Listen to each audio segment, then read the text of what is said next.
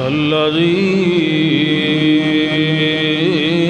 خلق الإنسان وعلمه البيان شهادة أن لا إله إلا الله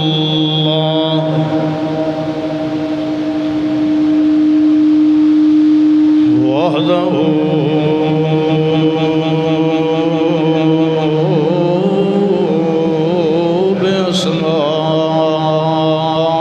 بأسمائه وصفاته لا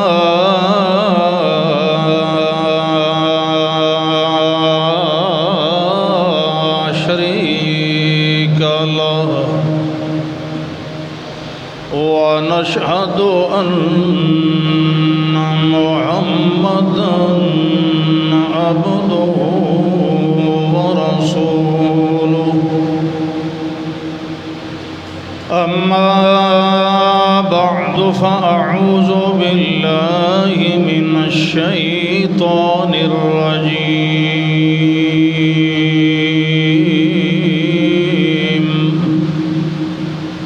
بسم الله الرحمن الرحيم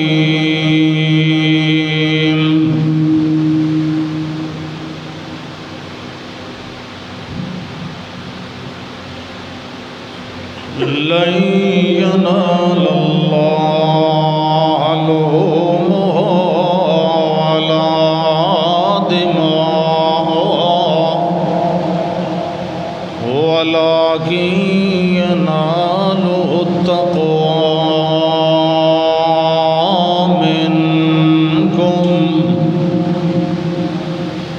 اللهم صل على محمد وعلى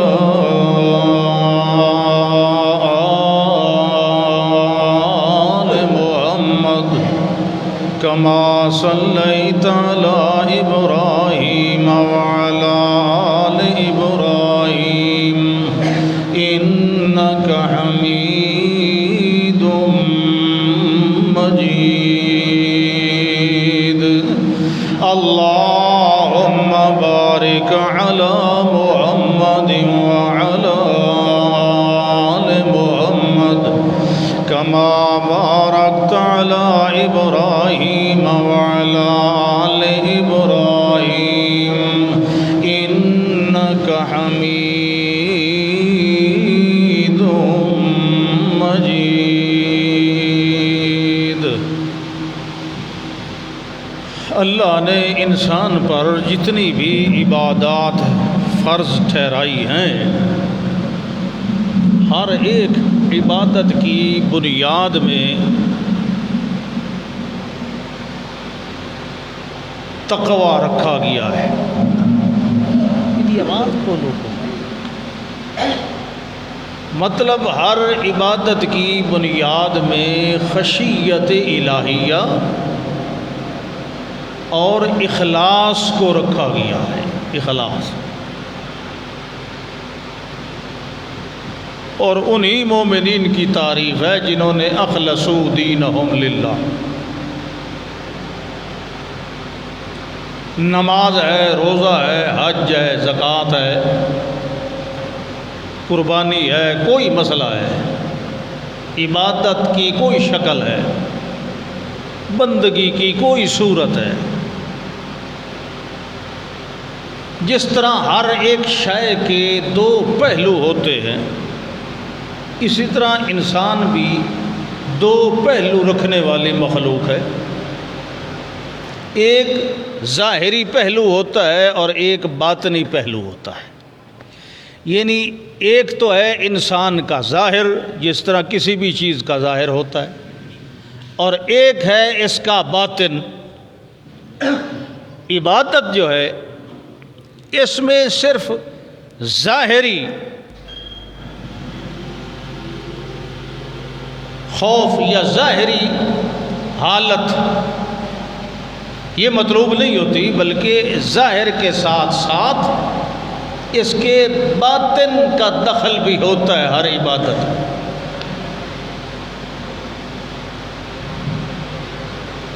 مثلاً ایک آدمی بظاہر بہت اچھے خوبصورت لباس میں مسجد میں آتا ہے، نیاد ہو کے آتا ہے، خوشبو لگا کے آتا ہے، لیکن اس کے باطن میں یہ چیز ہے کہ لوگ مجھے دیکھیں اور کہیں بڑا عبادت گزار ہے، بڑا نیکوکار ہے، بڑا پرہیزگار، بڑا اللہ والا ہے۔ اس کا ظاہر تو احکام کے مطابق ہے، لیکن اس کا باطن جو ہے وہ اس قدر صاف اور ستھرا خالص نہیں ہے جس قدر شریعت کو مطلوب ہے۔ لہذا ایسے شخص کی عبادت اس کے منہ پہ مار دی جاتی ہے، جو دکھلاوا کرنے کے لیے آتا ہے۔ دکھلاوا ظاہر کا ہوتا ہے نا، اندر کے حال پہ مطلع تو صرف اللہ ہوتا ہے، اندر کا حال انسان نہیں دیکھ سکتے۔ انسان ظاہر دیکھتے ہیں، اس لیے لوگ اپنا ظاہر دکھانے کے لیے بھی آیا کرتے ہیں، اس کو دکھلاوا کہتے ہیں۔ دکھلاوے کا مطلب ہی ہوتا ہے ظاہر دکھانا، کیونکہ اندر کوئی نہیں دیکھ سکتا۔ اندر اللہ نے دیکھنا ہوتا ہے، جو چیز اللہ نے دیکھنی ہے وہ تو صحیح ہے نہیں، جو انسانوں نے دیکھنی ہے اس کو بڑا خوبصورت بنا کے رکھا ہے۔ تو اب عبادت انسانوں نے تو قبول نہیں کرنی، اللہ نے کرنی ہے نا۔ تو اللہ تو وہ چیز دیکھے گا جسے کوئی دوسرا نہیں دیکھ سکتا، یعنی انسان کا باطن، اس کے دل کی کیفیت۔ موٹا تازہ بکرا لیا، بڑا قیمتی جو ہے وہ ایک ویڑا اور وچھا لے لیا، کٹا بھینس لے لی، اونٹ اونٹنی، موٹا تازہ ہے، اور اسے صبح شام سیر کرانے بھی نکلتا ہے بازار میں، اور اس کے پاؤں میں گھنگرو شنگرو بھی ڈال رکھے ہیں، اس کے ماتھے پہ کوئی رنگ وغیرہ بھی لگا رکھا ہے، اور اس کے گلے میں چاندی کے ہار بھی ڈال رکھے ہیں۔ وہ دکھلاتا ہے، اس کی ٹہل سیوا کرتا ہے، لوگ دیکھیں کہ حضرت صاحب، ملک صاحب، چودھری صاحب، خان صاحب کتنی بڑی قیمتی قربانی کر رہے ہیں۔ تو وہ قربانی اللہ کے لیے نہیں ہوتی، لوگوں کے لیے ہوتی ہے۔ اللہ جو ہے یہ ہڈیاں، گوشت، چمڑے، یہ رنگ یہ نہیں دیکھتا۔ مطلب یہ ہے کہ جس کو آپ ذبح کر رہے ہیں اللہ اس کو نہیں دیکھتا، اللہ آپ کے دل کو دیکھتا ہے۔ ذبح کرنے والے کو دیکھتا ہے، ذبح ہونے والے کو نہیں دیکھتا۔ یہ گائے ذبح ہو رہی ہے، یا اونٹ ہو رہا ہے، یا بکری ہو رہی ہے، یا چھترا ہو رہا ہے، اس سے اللہ کو غرض نہیں ہوتا۔ اللہ نے تو نہ کوئی گوشت سٹور کر کے رکھنا ہے، نہ اسے کسی کھالوں کی ضرورت ہوتی ہے۔ اللہ نے جو چیز نوٹ کرنی ہوتی ہے وَلَٰكِن يَنَالُهُ التَّقْوَىٰ مِنكُمْ، وہ انسان کے اندر کی خشیت اور اخلاص ہوتا ہے۔ ایک آدمی کے پاس گنجائش ہی تھوڑی ہے، اس نے چھوٹا جانور لے لیا ہے۔ ایک آدمی کے پاس گنجائش زیادہ ہے مگر اس نے بھی چھوٹا لے لیا ہے، دونوں کے برابر ہیں، لیکن دونوں کے دل کا حال برابر نہیں ہے۔ ایک کے دل میں تو جو تھا وہ سب لگا دیا، اور دوسرے کے دل میں بخل ہے۔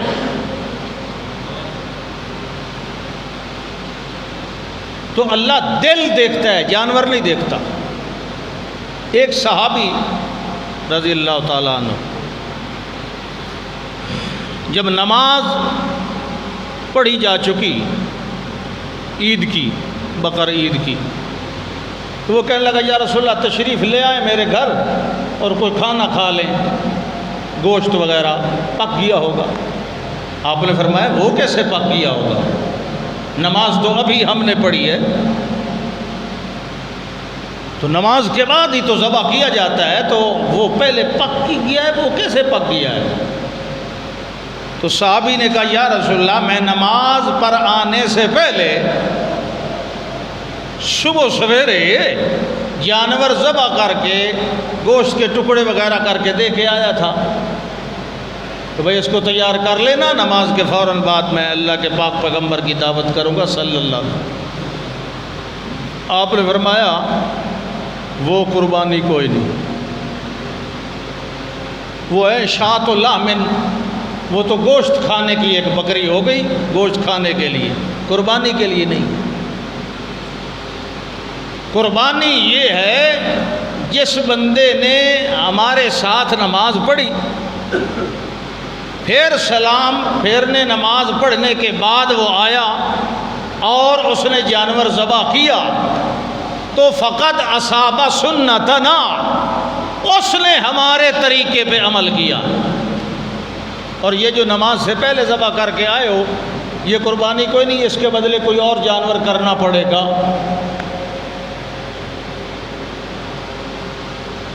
اس نے کہا جی میں کوشش کرتا ہوں، تلاش کرتا ہوں۔ بھائی قربانی کا ہی دن ہے نا، اس دن تو بڑا مشکل سے کوئی ملے گا، اور پھر امیر لوگ تو تھے نہیں اس دور میں، ایک دفعہ لے لی تھی وہ بکری، اب دوسری تلاش کرنی ہے، 1200 نے تلاش کی، تلاش کر کے وہ لے آیا، ایک جزع ملا پٹھورا، پوری عمر کا ہی نہیں ملا۔ رسول اللہ صلی اللہ علیہ وسلم کی خدمت میں لے کے آیا، کہنے لگا جی مجھے ملا ہے، اس نے چادر میں چھپایا ہوا تھا۔ اچھا وہ دکھائیں، وہ جو ملا ہے وہ تو چھوٹا سا پٹھورا تھا۔ رسول اکرم صلی اللہ علیہ وسلم نے فرمایا تو یہی ذبح کر، لیکن یہ خاص تیرے لیے اجازت ہے، سب کے لیے نہیں، کیونکہ تو پہلے ایک دفعہ قربانی والی بکری وہ ذبح کر چکا ہے۔ اللہ تیرے دل کی نیت اور اس کا حال جانتا ہے کہ تو یہ جو چھوٹا سا پٹھورا لے کے آیا ہے یہ سستی یا بخل کی وجہ سے نہیں لے آیا، تیرے پاس اب استطاعت ہی اتنی تھی۔ تو اللہ دلوں کا حال جانتا ہے، اس لیے فرمایا لَيَنَالَ اللَّهُ لُحُومُهَا وَلَا دِمَاؤُهَا وَلَكِنْ يَنَالُهُ التَّقْوَى مِنْكُمْ، اللہ کو ہرگز نہیں پہنچتے ان جانوروں کے گوشت اور ان کے خون بھی، وَلَكِنْ يَنَالُهُ التَّقْوَى مِنْكُمْ، بلکہ تمہارے دلوں میں جو تقوی ہوتا ہے اللہ اس کو دیکھتا ہے، وہ پہنچتا ہے بارگاہ الہ میں۔ جس کے دل کا حال یہ ہوا ہے کہ اس نے اپنی سکت کے مطابق جانور ذبح کر دیا، چاہے وہ چھوٹا ہے یا بڑا ہے، موٹا ہے یا نہیں ہے، قیمتی ہے یا نہیں ہے، جو اس کی استطاعت میں تھا اس نے لے کے ذبح کر دیا، تو اللہ فرماتے ہیں وَلَكِنْ يَنَالُهُ التَّقْوَى مِنْكُمْ كَذَلِكَ سَخَّرَهَا لَكُمْ لِتُكَبِّرُوا اللَّهَ عَلَى مَا هَدَاكُمْ۔ اور سننے والوں سن لو، كَذَلِكَ سَخَّرَهَا لَكُمْ، اسی لیے ہی تو اللہ نے ان جانوروں کو تمہارا تابع بنایا، پالتو بنایا، فرما بردار بنایا، لِتُكَبِّرُوا اللَّهَ عَلَى مَا هَدَاكُمْ، کہ جس طرح اللہ نے تمہیں سمجھایا ہے اس طرح اللہ کی بڑائی بیان کیا کرو، اللہ کی تکبیر پڑھ کر ان کو ذبح کیا کرو۔ وَبَشِّرِ الْمُحْسِنِينَ،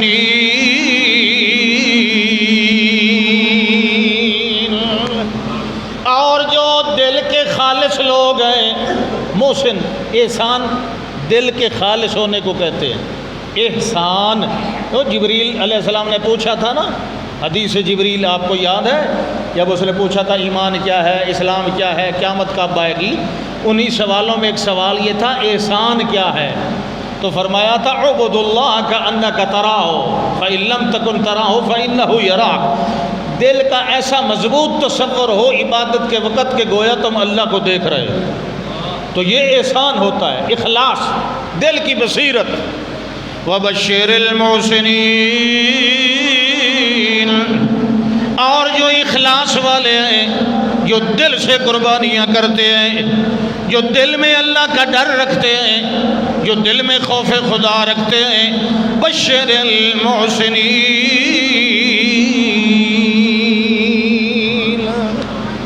ایسے مخلصین لوگوں کو ہماری طرف سے خوشخبری سنا دیجیے۔ اللہ قبول کرتا ہے، صرف تقوی کی بنیاد پہ کرتا ہے۔ بہت پہلے دنیا میں آنے والے سب سے پہلے انسان کے دو بیٹوں میں لڑائی ہوئی تھی۔ انسان اول آدم علیہ السلام، اور اس کی وجہ بھی تقویٰ تھی۔ اس وقت بھی قربانی ہوا کرتی تھی، قربانی تو ہر شریعت میں ہی، آدم علیہ السلام کی شریعت میں بھی تھی۔ قربانی کا وقت آیا، دو بھائی تھے، ایک کا نام حابیل تھا، ایک کا نام قابیل تھا۔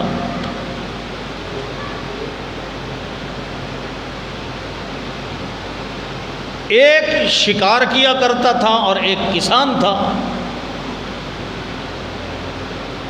بہرحال حابیل نے ایک موٹا تازہ دمبا وہ ذبح کر کے پہاڑی کی چوٹی پہ رکھ دیا۔ نشانی یہ ہوتی تھی قربانی کے قبول ہونے کی۔ شروع میں اللہ ایسی موٹی موٹی علامتیں بناتا تھا۔ نشانی یہ ہوتی تھی کہ آسمان سے آگ اترتی اور جس کی قربانی کو وہ آگ لے جاتی وہ قبول ہو گئی، اور جو پڑی رہی وہ مردود ہو گئی۔ اب پہاڑی کی جو انہوں نے منتخب کی ہوئی تھی قربانی والی پہاڑی، اس کی چوٹی پہ حابیل نے وہ دمبا ذبح کر کے رکھ دیا، اور قابیل نے گندم کی سٹیوں کا ایک گٹھا وہ وہاں رکھ دیا۔ حالانکہ اس کے پاس بھی مویشی بہت سارے تھے، لیکن وہ بخیل بہت تھا، استطاعت کے باوجود بخل کیا کرتا تھا۔ ان دونوں نے قربانی کی۔ ہوا یہ کہ دمبے والی قربانی قبول ہو گئی، اسے آگ لے گئی، کھا گئی، اور وہ سٹیاں جو تھیں گندم کی وہ باقی وہیں کی وہیں پڑی رہیں۔ اب کیا ہوا؟ اللہ اکبر، اللہ باقاعدہ یہ واقعہ سنا رہا ہے، باقاعدہ باضابطہ طور پر۔ معلوم ہوتا ہے کہ یہ بہت کام کی بات تھی۔ اللہ چھوٹی موٹی باتیں تو نظر انداز کر دیتا ہے نا، اللہ نے باقاعدہ ایک اہتمام کے ساتھ بیان فرمایا۔ وَاتْلُ عَلَيْهِمْ نَبَأَ ابْنَيْ آدَمَ إِذْ قَرَّبَا قُرْبَانًا۔ باقاعدہ اللہ فرما رہے ہیں وَاتْلُ عَلَيْهِمْ، اے میرے پاک پیغمبر کہہ دیجئے صلی اللہ علیہ وسلم، وَاتْلُ عَلَيْهِمْ، پڑھیے بیان کیجئے ان کے سامنے قصہ۔ وَاتْلُ عَلَيْهِمْ نَبَأَ ابْنَيْ آدَمَ، آدم علیہ السلام کے دو بیٹوں کا قصہ۔ وہ قصہ کب شروع ہوا؟ فرمایا اِذْ قَرَّبَا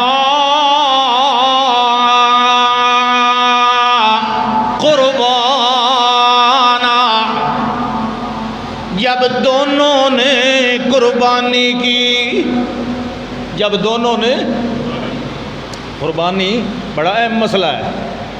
اِذْ قَرَّبَا قُرْبَانًا، جب دونوں نے قربانی پیش کی، تو تو کیا ہوا؟ اللہ فرماتے ہیں فَتُقُبِّلَ مِنْ أَحَدِهِمَا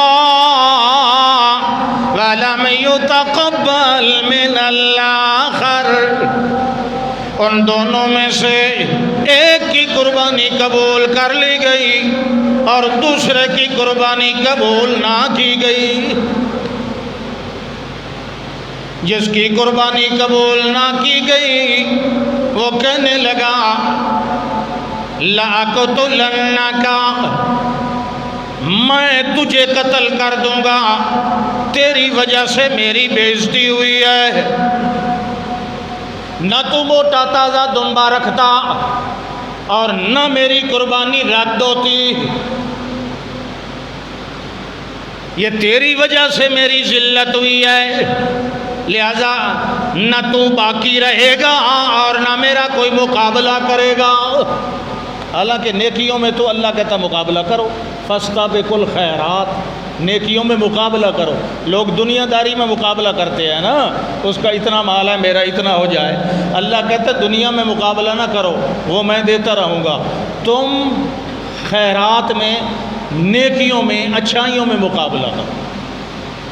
وہ چاہتا تھا کہ میرا اکیلا کھلا میدان ہو، میں جو کچھ کروں کرتا رہوں بس۔ کہنے لگا قال لأقتلنک، میں تجھے مار ڈالوں گا، تجھے قتل کر دوں گا۔ تو آگے جس کی قربانی قبول ہو گئی تھی وہ حابیل علیہ السلام کہنے لگے قال انما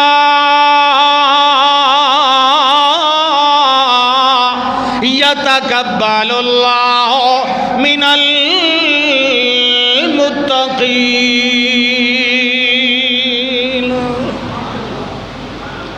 وہ کہنے لگا اس میں میرا قصور کوئی نہیں، اللہ تو تقوی والوں کی قربانیاں قبول کرتا ہے، متقین کی قربانی قبول کرتا ہے۔ میرے پاس جو کچھ اللہ نے مال مجھے دے رکھا تھا، میں نے اس میں سے اچھا اور صاف ستھرا مال، موٹا تازہ مال، پسندیدہ اور محبوب مال اللہ کی راہ میں دے دیا، اور تو نے ویسے ہی ڈنگ ٹپانے کی بات کی ہے، تو نے تو جیسے ونگار میاں کی جاتی ہے ایسے کر دیا۔ چلو گندم کا گٹھا رکھ دیتے ہیں، ہو گیا تو ٹھیک، ورنہ پھر بھی ٹھیک۔ تم نے تو ایسا کیا معاملہ، میں نے دل سے کیا معاملہ۔ انما یتقبل اللہ من المتقین۔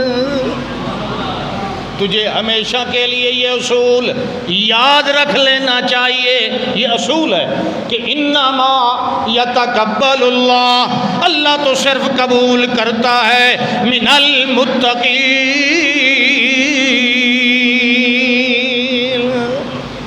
یہ اصول صرف قربانی تک محدود نہیں، نماز ہو، روزہ ہو، حج ہو، زکوٰۃ ہو، کوئی نیکی ہو، اللہ متقین کی قبول کرتا ہے۔ اللہ کس کی قبول کرتا ہے؟ وہ کہنے لگا اچھا میں تجھے تقوی سمجھاتا ہوں، میں تجھے قتل کروں گا، میں تجھے قتل کروں گا۔ وہ بڑا نیک آدمی تھا، حابیل صوفی صاحب تھا، بہت اچھا آدمی تھا۔ وہ کہنے لگا لئن بسطت الی یدک لتقتلنی، او میرے بھائی اگر تو اپنا ہاتھ میری طرف بڑھائے گا مجھے قتل کرنے کے لیے، تو ما انا بباسط یدی الیک لاقتلک، میں تو پھر بھی اپنا ہاتھ تیری طرف بڑھانے والا نہیں تجھے قتل کرنے کے لیے۔ برائی کا جواب برائی سے نہیں دیا جاتا ہے کہ نہیں؟ تو ارادہ کرتا رہے، ہاتھ بڑھاتا رہے مجھے قتل کرنے کے لیے، لیکن میں ایسا نہیں ہوں کہ میں ہاتھ بڑھاؤں تیری طرف تجھے قتل کرنے کے لیے، میں پہل کرنے والا بالکل نہیں ہوں۔ انی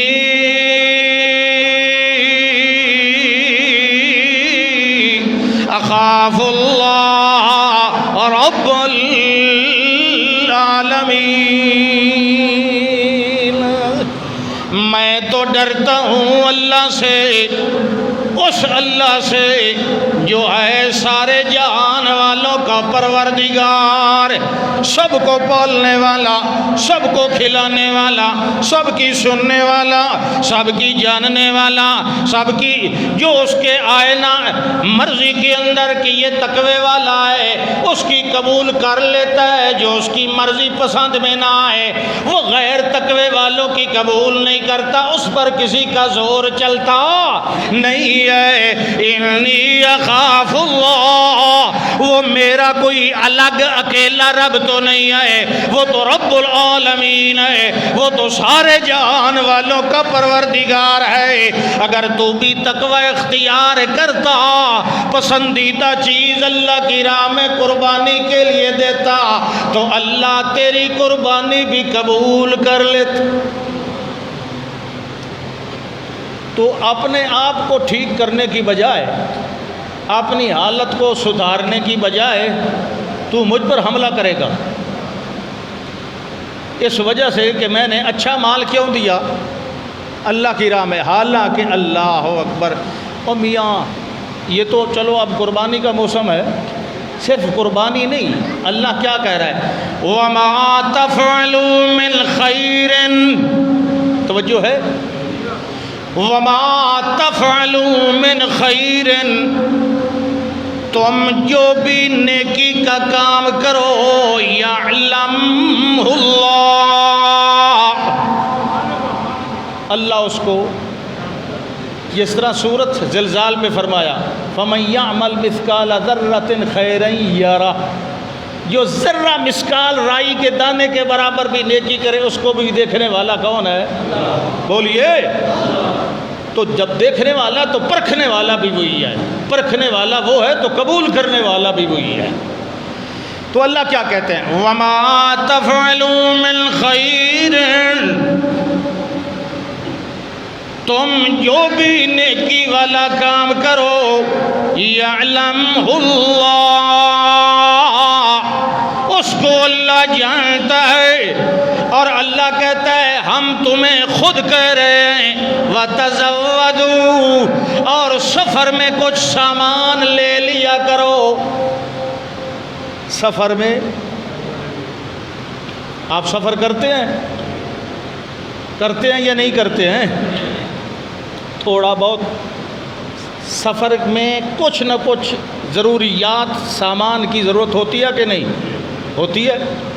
سفر کب کرتے ہیں آپ؟ کبھی کبھی کرتے ہوں گے، لیکن آپ یہ نہیں سمجھ رہے کہ آپ کی پیدائش سے لے کر موت تک ساری زندگی کا نام ہی سفر ہے۔ اس کو آپ سفر نہیں سمجھتے، سفر وہی سمجھتے ہیں گاڑی میں بیٹھ کر ملتان سے فیصل آباد جانا ہے، اور یہ دنیا سے جو آخرت تک جانا ہے یہ سفر نہیں ہے۔ کیوں بھائی؟ یہ مسافر ہیں ہم حالت سفر میں ہیں۔ آپ انسانی زندگی کا ایک ایک سیکنڈ جو گزر رہا ہے آپ اس گھڑی کو روک سکتے ہیں؟ یہ سیل والی گھڑی تو آپ روک سکتے ہیں، انسان کی زندگی کا جو ایک ایک لمحہ گزرتا جا رہا ہے یہ حالت سفر میں ہے کہ نہیں؟ ہے کہ نہیں؟ یہ مسلسل چل رہی ہے کہ نہیں؟